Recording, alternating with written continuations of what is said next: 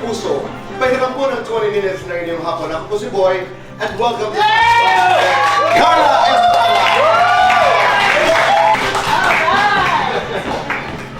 Maupay na kulog. Maupay na kulog, Tito Boy.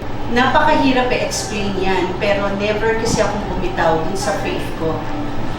Na isa sa mga araw na to, lahat ng struggles at pagsubok na to, Lord, thank you in advance sa mga kapalit. Yun ang prayer mo? Yes! Sino ang hindi bumitaw? Sino ang nariyan pa rin? Si Mama, number one, na hindi bumitaw. Simulang nagkaroon ako kay Daniel Padilla hanggang sa pang-apat ko kay Carmela. Siyempre yung mga kapatid ko, no, na kahit, diba, medyo, ang dynamics namin ay ako yung tagabigay, tapos medyo, may ang daming struggles with it. You were around 20 years old. You were about to be launched. Naalala mo? Yes. Oo. Regal ba? Real baby. Regal, as a Regal star. Yes. Nagbuntis ka naman kay Daniel. Yes. How difficult were those years? Sobrang hirap nun dahil kailangan kong mamili sa karera na matagal ko nang pinapangarap at binigay sa akin at muntikan ko nang tuparin. Pero hindi ko matalikuran or hindi ko kayang mawala sa sinapupunan ko yung unang anak na nagkaroon ako. Yun yung unang kong pagbubuntis kay Daniel. And of course, my mom was there. So, pinakaunang taong sinabihan ko si Mama. Sabi ko, Ma, buntis ako. Sabi niya, sige, 9 months lang yan. Nandito lang ako. Kung gusto mo pang ituloy ang pag-aartista, suungin natin yung 9 na buwan na yan and then babantayan ko yan, magpatuloy ka sa pag-aartista at pangarap mo. You're very open about the fact that I have 4 children. Yes. Yes, with 4 different fathers. Yes. Pag ikaw'y binabato, dahil dito, ano talaga ang nais sabihin ng puso? Gusto ko naman talagang maging isa lang. Pero bakit ko maipipilit ang isang sitwasyon na pakikisama na alam kong hindi na pwede, hindi na masaya. Pero lahat ng mga anak ko, relasyon taon ang pinagsamahan nun. Hindi naman ito mga diba, na dumaan lang. At hindi ko kilala mga ama. Ito ay relasyon sa bawat mga ama nila. Taon ang mga pinagsamahan, 4, 3, 5 taon ang mga pinagsamahan. Sa 4 kong mga anak, sa 4 na ama. Actually, si Claudio ang nagpapabata sa akin. Kasi parang ang tingin ko bunsong anak eh.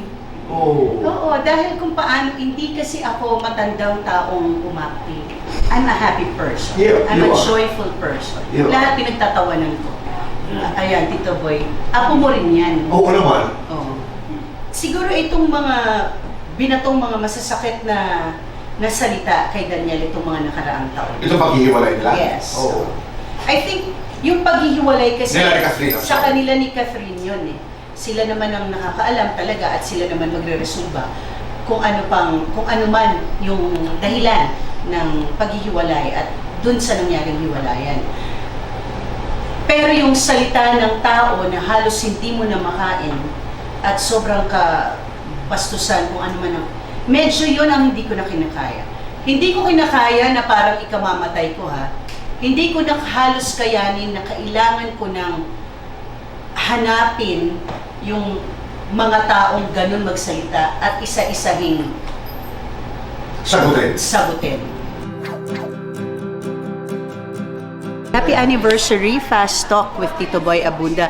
Ang message ko, syempre lalo pang tumagal ang show ninyo at mas marami pa kayong mabigyan ng inspirasyon sa mga pag-uusap at storya ng inyong show. Happy anniversary! Tito Boy, kailan mo ako malilibre ng dinner? Now na!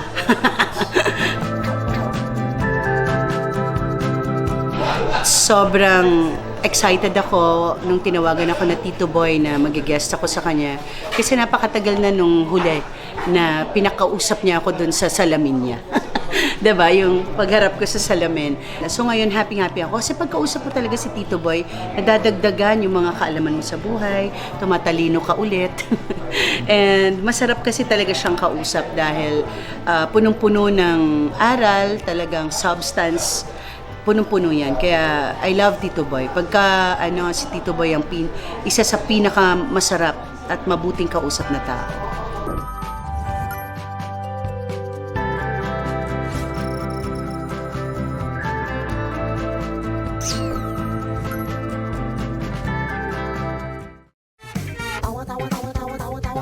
Anytime, anyone, anyhow. Halika manood at sumigaw. Anywhere